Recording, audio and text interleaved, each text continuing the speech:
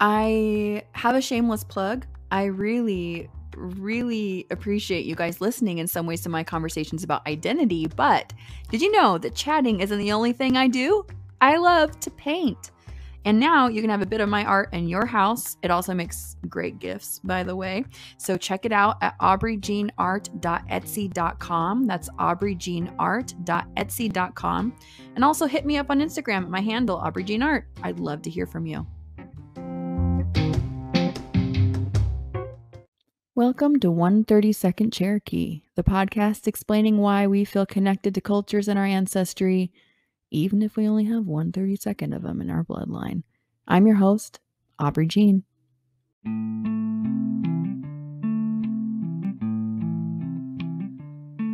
Hey y'all, my guest today is my mother, and we chat about her connection to our ancestry, or lack of connection to any particular culture. I do realize I am more than a little bit of an outlier in my family for being curious about the Native American part of our ancestry. I don't know where I got it, but if my one listener wants to weigh in on this, send me a voice message through the Anchor app. You know who you are. I have a note about my journey into podcastery. That's an official word now.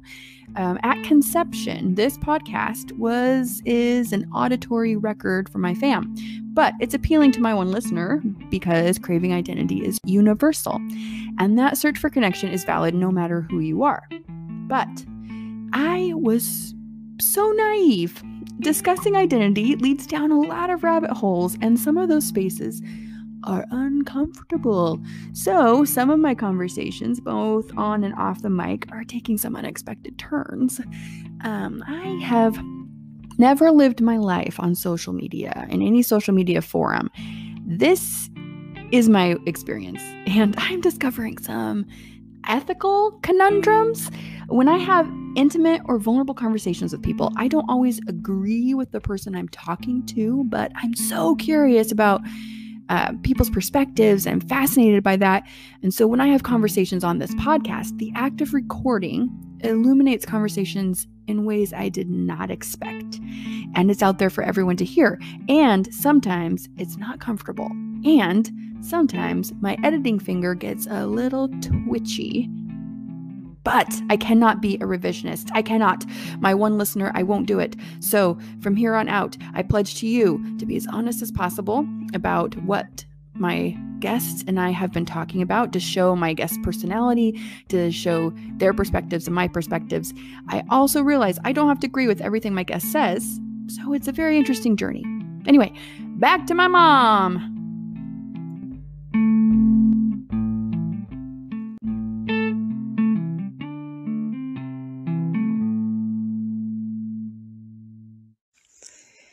Hey, I'm a painter, a writer, a musician, and now I'm an anchorman. That's how it works, right? I'm using the Anchor app to make my first podcast, and it is free.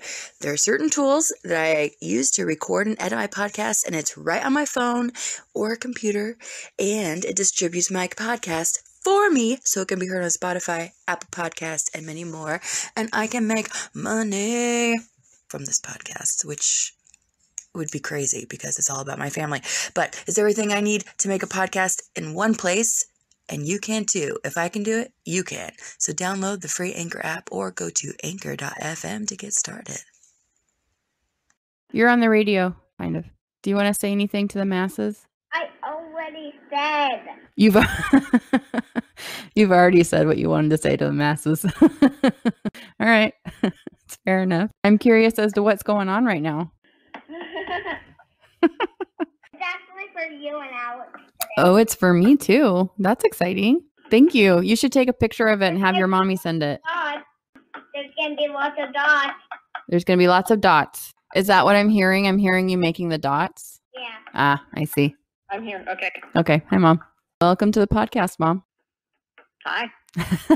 I'm going to need you to be entertaining today, though. Just kidding. I think it's my job, actually, to be entertaining. I don't know. I haven't gone to podcast school, but that'd be a good idea. Yeah, I've talked to Uncle Alan. I've talked to Grandma, and I'm trying to work my way through the family. I'm sure I'll come up with different questions, but, you know, the podcast is kind of focused on what you have chosen as your cultural identity based on heritages that make you up, and why are you picking and choosing, whatever makes up your cultural identity, and then just kind of exploring that and any stories that go along with it. So, and of course, the focus is like the Cherokee thing. So we could start with that. The Cherokee thing. What's that about? It is one of the races that make up our bloodline, Okay. as far as we know. But doing genealogy, we haven't been able to confirm that it is one of the races that makes up our bloodline. Mom, I can definitely hear her dotting. Stop dotting. That's not going to work out.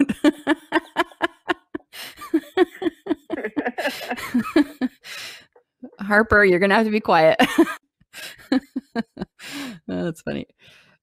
Yeah. So, I think I don't know if you suspected it, but I know last year I kind of blew the lid off that. And I was like, hey, look, I don't know. I haven't really told Grandma. I think she might be suspicious, but I was definitely thinking like, this is not, the documentation doesn't work out for this. As I told you last year, the person that we know to, well, we know anecdotally to be Cherokee, she's not Cherokee on the Dawes roll or the Miller roll, which are official roles, and person that have connected to that person is not the right person. Like all the dates are wrong, all the people are wrong in her life, even though the name is the same. It is not the same woman. So, so what did you think when I came to you with that? I like it to be proved. So if it's not proved, then we have to figure out who she is and where her ancestors go from there. Now, we don't have the information past her, do we? I think we have a generation or two. Do we? But have you checked to see if they were on there? Yes. Oh, okay. I haven't. So okay. Yeah. It didn't bother me that much. I didn't look. So it didn't bother you as in you were just like, oh, interesting. Now we have to go back and prove it, or it didn't bother you because you didn't believe it in the first place, or what? It wasn't that. I guess it's not that big of a deal to me. So what? Oh, if we're Cherokee or not, it's not a big deal. Okay, so this is what I do know. There is a story in our background, our family story, right?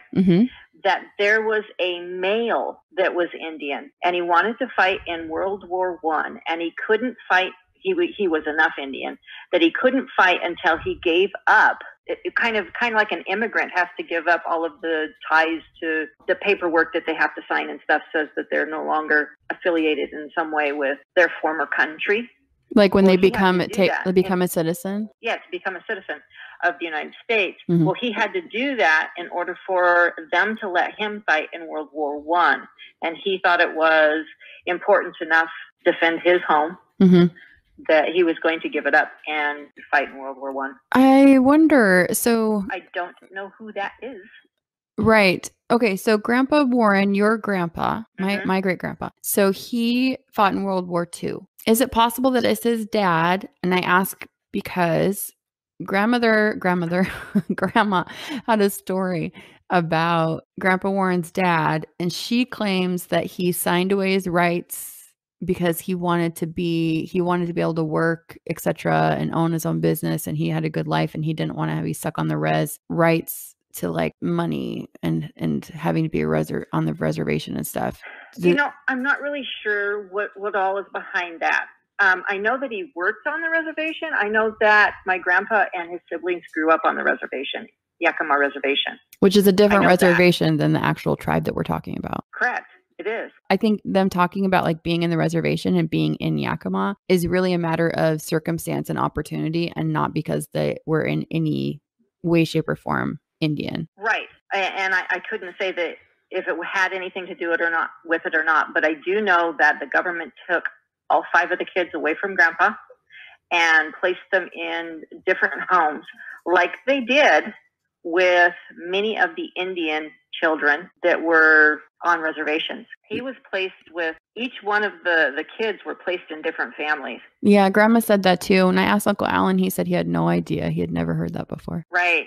Grandpa was placed with a couple and the guy was teaching him to sing opera. That's random. And cool. then the man died from a heart attack, and he was sent back to the res. Oh, okay. So I think that I've seen that Grandpa was born near the res, Yakima Res. I don't know where it was. So you're saying that Grandpa and his siblings were fostered out, and that was part of the, I don't know what it's called, like the Indian children relocation program to make them pretend to be white. I have no idea what it was called. You don't think that I bet I could come up with a really good acronym for that.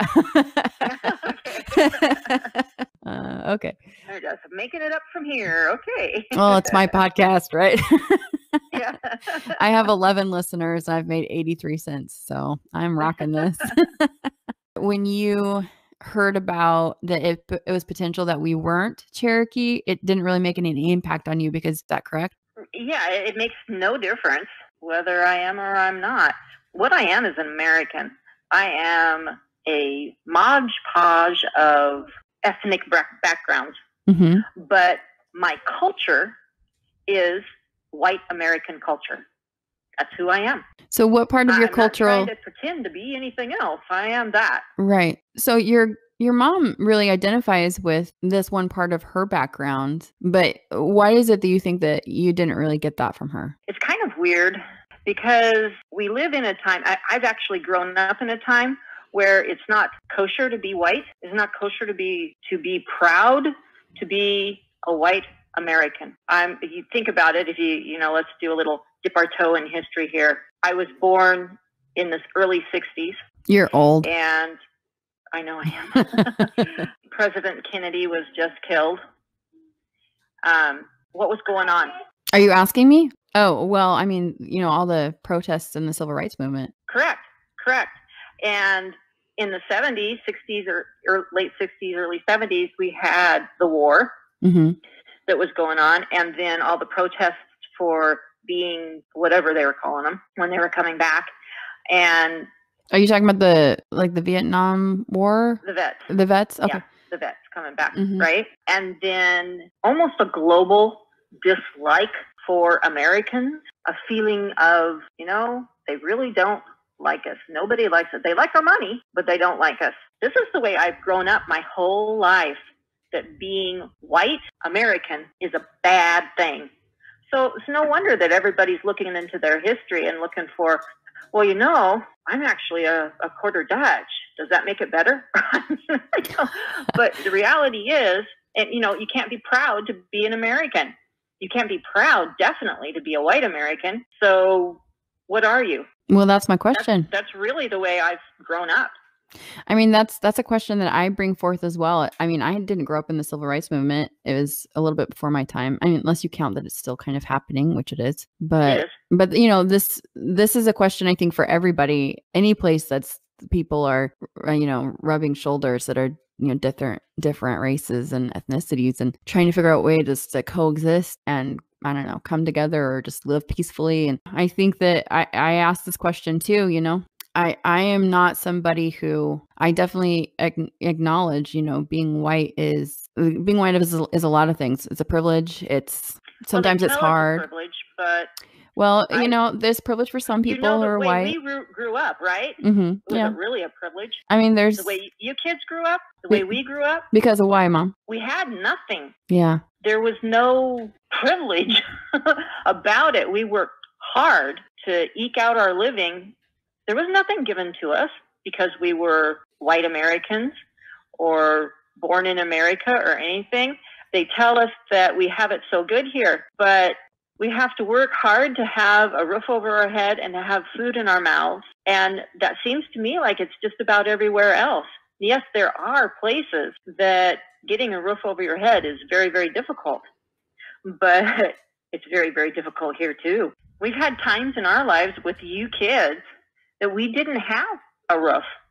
If it wasn't for other people letting us go into their home, we would have been out in the cold. Yeah, I remember one time that Dad was out of town, and I was acutely aware that we had to use powdered milk, which was disgusting. And you were feeding the family on like $15 for a month. Yeah. And it was really rough. So are you saying that for you, it's not so much, it's more about economic status, like what has shaped you and your identity, and not so much, our ancestors or our bloodline or any of that has shaped your cultural identity? It's more economic status. Cultural identity is more where I am and what I am doing, being the same as the people around me. So in my culture, we have Christmas, Easter, Halloween, Thanksgiving, all of those things, birthdays, all of those things. Was there any other thing that kind of shaped, like, we kind of celebrate those? One of the things that you might say that we also have a cultural identity with is being a Latter-day Saint. That it's its own little cultural identity, and we can be a part of that group, but there's still kind of persecution even in that. Well, I think that if there's any group, other groups are gonna hate. That's just kind of how humans are made, I think. So when you were growing up, you're saying, like, okay, so growing up, who you were? I would say that just my parents shaped a lot of who I am. I didn't have a whole lot of friends. I had a couple of good friends, but that was it. When I think about you, Mom, I think about your work ethic and Grandpa's work ethic, and maybe to some extent Grandma's too. Man, you guys work hard, and you know how to just keep going. Great grandma worked hard. Great grandma, when great grandpa died, you're a great grandpa. So my grandpa, Warren, when my grandpa died, grandma had to work, and she worked several jobs. And then she'd go out and she'd get other people's laundry, and while she was at home, she'd be doing laundry. And then she would go and she'd do her family laundry too at the same time, right? And she'd be there ironing. I don't remember. I mean, when Warren died, that was the 90s. I mean, wasn't Lois? I'm trying to do. No. Grandma Lures. Oh yeah. Yeah, Grandma Lures. She Grandma passed away. Lures was a really hard. Grandma Stiltner, I never saw her. I heard that before Grandpa and she were married. She had a job she was a beautician. I could see that because she was a seamstress. What was that? She was a seamstress. Oh, yeah, because she did so much sewing. Mm-hmm. But after they were married, I don't think she ever had a job except for taking care of the house. Lucky. Yeah. Spoiled. Pampered woman. Talk about a place of privilege. On the other hand, housewives everywhere are going to be like boycotting me. All one of the housewives that listen to this podcast. That's funny. Yeah, I sometimes I forget. You don't talk a lot about Grandma Lures, and I know that. I mean, Grandpa was number 12. Yeah, so yeah, she had to do a lot of work there. But her oldest was, Uncle Alan said her oldest was like 35. I'll look it up. It's okay. Yeah, you probably have that. I'm not really sure how. Yeah, we can pull that up and see. I think Merle was the oldest, wasn't he? I thought it was Harm. Oh, you're right. It was Harm. If I could come back to the Cherokee thing, for some reason, Grandma is a really big deal for her. So far, it doesn't seem to be much of a big deal for Alan or for you. Why do you think that it skipped a generation and I've been so braggy about it? What the heck? I never could figure that out. That's embarrassing. I want to edit it out, but for posterity, I'll leave it in. So what is it about that culture that is so enticing to you? Because, running around and eking a living out of wild animals and wearing skins and stuff. I don't think that's the culture now. I mean, I think that. It's some cultures that there are so many places that go forward. The United States in general, the culture started out at a certain thing. You do know that we had somebody come over on the Mayflower, right? My 11th great grandfather came over on the Mayflower. Yes. So you could say that there was a culture there, right? Since that first Thanksgiving, our Thanksgivings have evolved. Yeah, I mean, there's less slaughter. They think that they are disrespecting their culture and their heritage when they step out of that time warp that they're in and try to move on. Well, two things. So first, yeah, I understand that it seems like maybe preserving the past and trying to teach their people about the ways of their ancestors, that might be like they're stuck in a rut. I can see how you think that. I also think that American culture or just here, like if this, like the old phrase from like Schoolhouse Rock, it's the American melting pot. Yeah. I really think that, that's great, but also there's a little bit of sadness in that because it just becomes so homogenous. And so I understand a culture trying to preserve some semblance of identity, trying to, because otherwise it's just going to, I'm a painter, right? And the more colors you put in and the more water that you put in with those colors and you just mix it all together, it all becomes poop color. Can't it be, though, your history and not your future? I mean, we are not our past. We are our future. So looking at it as the past, because that's what it is the past, and building on it to have a great foundation for a future, isn't that better than... Yeah, I see what you're saying. I think that incorporate the past and then move forward with it and try to find a way to progress. I could see how that would be appealing. My grandpa came from Holland. Yes. So that means I have the biggest part of me is Dutch. But what Dutch influence is in my life? Absolutely nothing. There's hardly a thing in my life that has a Dutch influence. Had he lived so that I had known him, I might even know a few Dutch words.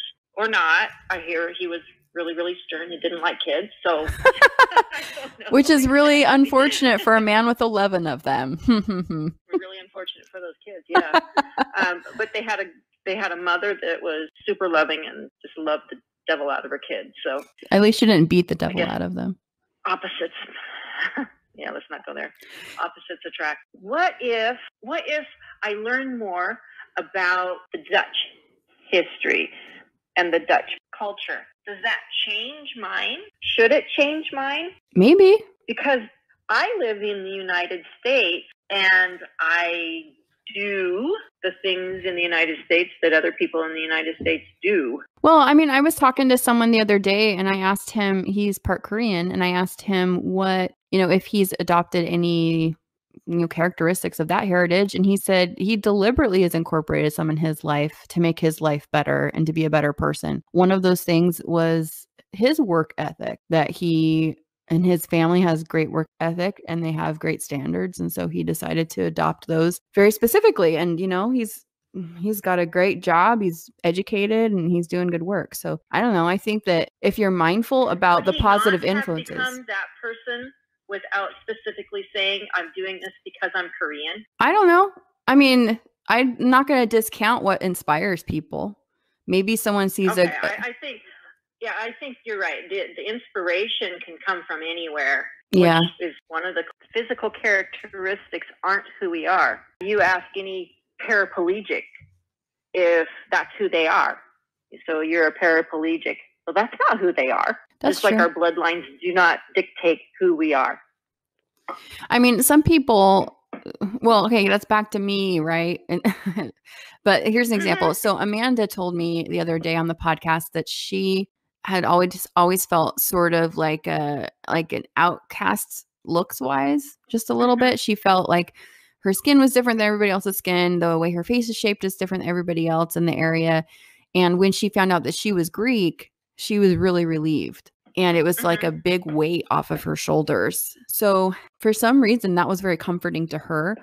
So, I mean, I can't discount that people do gain cultural identities from, or at least they do have some sort of identities from the cultures that make them up. And, that's why I'm asking like this question, like, why is it that there's part of me that kind of like, that wanted to connect with the Cherokee? The one that you're choosing. The 132nd. Yeah, I mean, it is very silly. Indian. Why do you choose that one? I know, and not all the 30 seconds of the other stuff I made up. I wouldn't say that it's the only thing. I think that this is the one. I mean, it was definitely one when I was little. I tell you, You got way more Dutch in you than you do Indian. I know. Well, that's it's not on my list of things to look up. I mean, this is just the first question, right? And especially because there's a mystery behind this question. Who is Sarah, and why is it that all of her descendants and all of her lines, not just our line, why do they all think that she's Cherokee? It's common knowledge that we pass down, but we have no proof of it. So what is it, and why has that heritage been passed down? Where is that information stored? Where can we find it if we can? And so it's that part's important to me. Yeah, I have other questions. You know, I've got other things are rolling around in my brain that I want to explore. I want to explore the Polish side. I do want to explore the Dutch side. Yeah, there's a lot of crazy things Aunt Sandy said that I want to see if I can corroborate as well.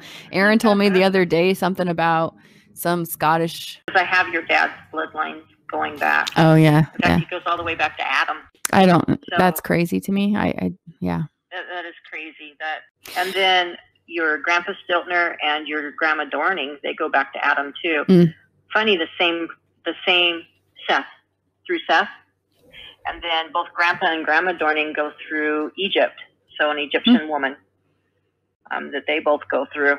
Well, that was kind of interesting. Then his line goes, and Grandma's line goes. Bringing it back. So remember a while ago, I was like, two things. One, you when you were talking about like the people on the res. I do want to put on a plug-in for Cherokee. So I have learned a little bit about Cherokee because of this whole Cherokee thing. And I would say that they have a pretty strong organization going on. They were always pretty strong. They were always really smart. I mean, not that any of the other ones weren't, but I mean, they had a Senate before they were kicked out of the East Coast. You know, they had a written language before other places had written languages. Yeah, they have their shit together.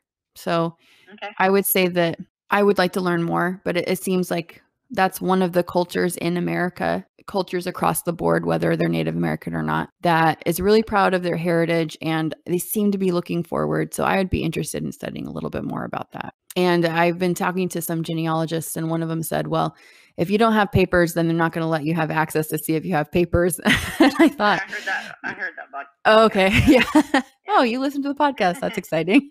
I did. Thank you. Yeah. So I am not quite sure, but that'll be part of our journey here. But yeah, so I would say that the Cherokee have things going for them. Take away what it is. And that's true too. Yeah. I mean, we are what we are. We are what we are. And I do not have paperwork for everything, and every couple that loved each other and had a child, which led to me, I don't have it. Right. But you know what? I exist. Yeah. There's something to be said for that. I hope they loved each other. You know, there's that romantic part of you, and thousands of years of people loving each other. Yeah. And you exist. I think that's an Indian proverb, tell the truth. Funny. I liked how you laughed and then you said it was funny because sorry, I'll cut this out. I know. And that's the thing, you know, early on you said that you like to have your paperwork in order, and that's what I've been saying. So even though there's like, you can't take this away from me, I still kind of feel like, but also I would like to have everything in order. I would like to have the square. Get your DNA test. You get your DNA test. I'm wondering why I have to.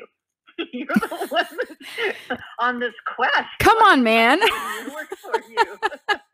Well, first I want to be darn sure that I'm part of you guys. Oh. I have the paperwork. We'll see. That's something I was just going to say. And you look just like us. But okay, let's go there. Do you remember Grandpa Stiltner? I do. He looked just like an Indian. That is the story. Yeah. He just, everything about him. You could not deny. You looked at the man, you go, yeah, I can see that. Well, I mean, I grew up hearing that for sure, you know, and I grew up hearing Grandma saying that more and more she was looking like an Indian. And then, you know, that's just like what I hear. But, you know, that painting I just delivered to you of Grandma. are they Indian or are they Asian? Yeah, that's what they said, because I turned the painting into the fair, and they came back and they were like, who is this woman? And we've had a debate ongoing for these few weeks. It was hanging up here if she was Indian or if she may be Asian, but we were thinking she was Indian. I was like, well, actually, she thinks she is. So that must reflect in what I painted. No, she's just a white American. Who knows what she is? Well, actually, she did do a whole bunch of genealogy to try to get her lines together. She did, yeah. Huh. She Shame on me. She gave Shut me, brother. and she gave me, and I think she gave you a whole bunch of stuff. And not everybody is actually connected to us, but it's a good place to start. Yeah, we have a lot of stories. For instance, thanks to shout out, I guess, to family or ancestry.com, Woo woo. because during Thanksgiving, that's when I found out that I was related to, I can't remember the guy's name, Henry something or other, that came off the Mayflower and was part of the first Thanksgiving celebration.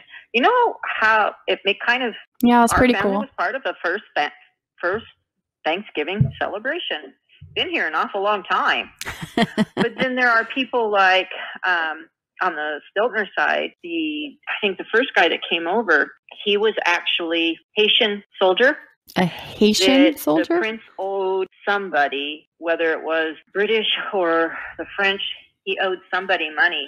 So he gave them part of his soldiers, and they were sent over to fight for those people as payment. So they were, sent over as payment. Their job was to do whatever these other people wanted them to do because they owned them. And he defected. Well, I don't know what you'd call it. He was AWOL. He went AWOL. And for I think we can say AWOL, but I'm not sure. AWOL, yeah. For 10 years, he hid. Even after the war was over, he hid. What? Yeah. Could you get this guy's name? Yeah, okay. I can. Good. I can find you the little paper on him. Cool. He had 10 kids, and he wasn't able to see them for 10 years. From what country? Because you said Haitian. Is Haitian from Haiti? Because that feels weird. No. I'll have to look at it. Okay. I'll have to look at it again and see. Anyway, this is an intriguing story, but I need the facts, ma'am. After he was finally able to reunite with his family after that, but it kind of interesting parallel in our history and many other people's histories is because basically he was a slave, and he was put on the front line because he wasn't valued as much. It'd be like a war horse. He was the war horse put out there, and it didn't sit well with him. Hey, who was the person who played the organ? That was my Grandpa Lures. So it was Harm Lures, the man who died when Grandpa was 2. Yes. Oh, okay. So is that corroborated that he actually played the organ for like royalty? Yeah, he played for the Queen of England, the Queen of Holland at the time, and their courts. He came to America with his mom and his brother to play at Carnegie Hall, and at that point he defected. There are a lot of defections. United States. A lot of people coming to the United States because we're privileged over here. A lot of people sneaking over to the United States. Do you see that? You know what? A lot of people sneaking from my. It looks like, yeah. It looks like we have something in common. I get here any way you can, I guess, right? He and his brother and his mother made their life here. Apparently, he started out in either North Carolina or South Carolina, bought a 1,000-acre turkey farm. Nice. Started out there, moved west. I don't know what was the motivation to move west, but they all moved west. Lived in South Dakota for a while, Meade, South Dakota. Mm-hmm. There's a book that was published. We used to have it, but we don't have it anymore. Published on a little bit of his brother and him. They have it as his brother being older, but actually he was the older one. I have his birth certificate. I know that he was the one that was older. And that his mother hated thunder and lightning storms so much that they had to get a cave for her. A cave? A C-A-V-E? A cave, as in a cave, yes. When the lightning thunder started, they would take her to the cave. Weird, huh? I don't know. The Midwest is not the place for you to live, if that's your problem. I mean, where are you finding caves on the prairie? That's what I'm wondering. But okay. Yeah, the Midwest is some definitely thunder and lightning storms out there. So, So during the wait, remember when we were out there and we lived in South Dakota and we saw that storm in the distance and it was so eerie and green and the lightning was lighting up horizontally? I thought it might possibly not quite, but almost be extraterrestrials. It was cool. A lot of storms out there were cool. I'm not joking, but You know, okay. those things make people up. Experiences, your life experiences. Yeah. That's what makes people. Well, I mean, that's why getting together and talking to family about stupid questions like being Cherokee will also bring up other cool things. Yeah. Well, Mom, my last question. I know you're being sarcastic, but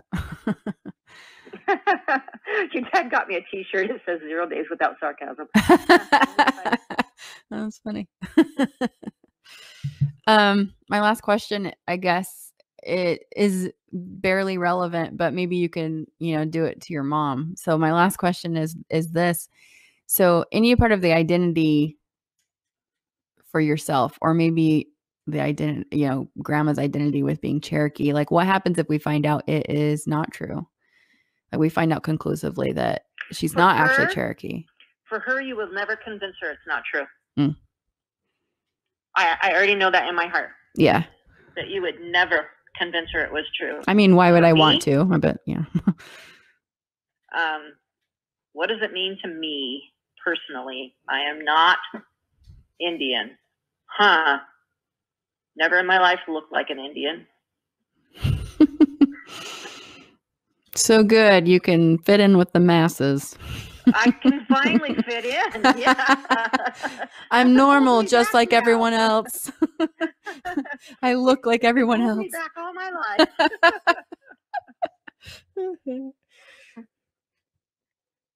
Now, what about other things of your identity? What if part of that was taken away? What if I wasn't Dutch? Yeah. I don't think that would have an impact on you, right? I don't. I'm looking around my house. I don't know. I think that you're definitely one of those people that your experiences have made you who you are. And the family connections that have been directly experienced, that is what's made you who you are. You're not necessarily someone who's a strong family connection, birthday parties, things like that. We were close. We're close family. Yep, we're a close family. yeah, close family. Yeah. Yeah, I think that helps. I mean, I don't know why, like stories and such, that is something that maybe influences me a little bit, but they're fun to hear. They sure are. Sometimes I think they're crazy stories. Most of the time probably come from a place of fantasy, but I thought you were going to just flat out say crazy. Mom. But they say every good legend has facts somewhere. Do they say that? Yeah. Just kidding. Yeah. I mean, Harper was drinking out of a sippy mug thing, right? Right now? And she has the top of it. Uh-huh. And she was picking it, pouring it up until it poured out instead of out of the straw that's, you sip through it. Yeah. It poured out of the top and on her face. Oh, Harper, that happens to me every day.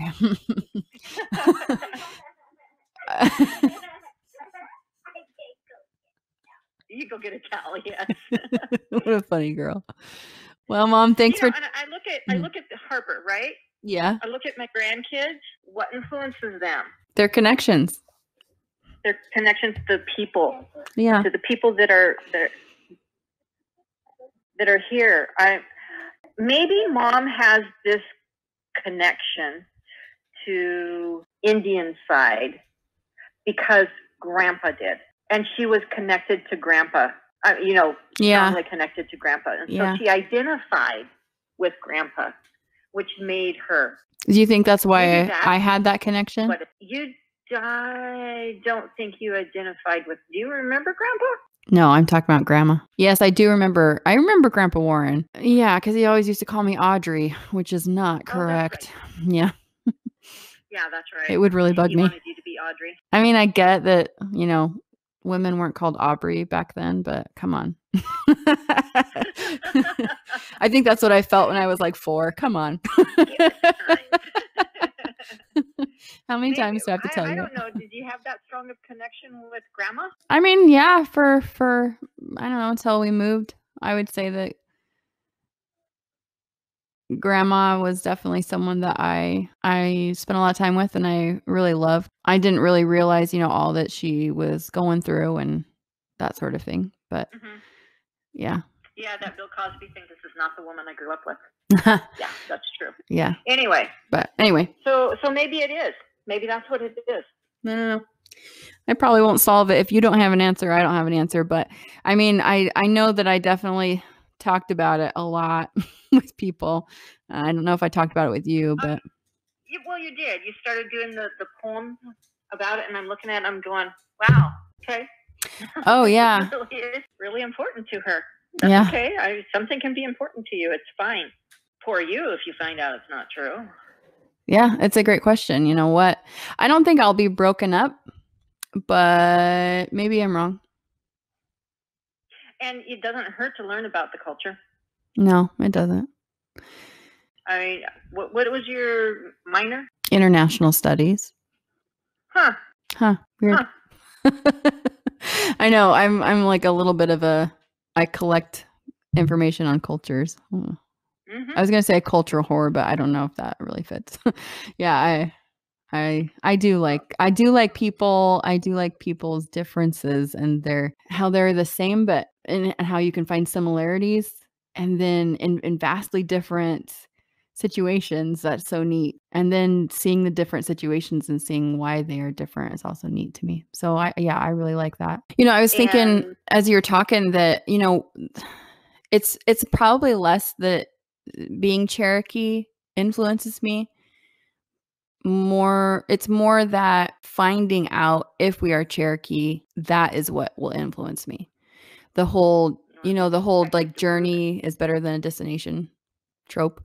I really think that in this case, that's probably what it is. It's the journey of me finding this out and recording everybody's responses and having this interaction with people. That's going to be the most meaningful part of this whole thing. And so if I find out that we are not Cherokee definitively, I think it would be a bummer, but the more important part is what I'm learning. The old culture of it, I'm thinking, I'm really glad I have electricity and running water. You're a snob. There's parts of me that would not enjoy it at all. Well, Mom. Yeah, you're right. I love you. I'm gonna get off. All right. But you're coming on again. This is exciting, huh? I love that I can make my family I'll friends do some do this. research and have some other family stories for you. That would be great. Okay. Well, I'm just really secretly getting people to do their family history.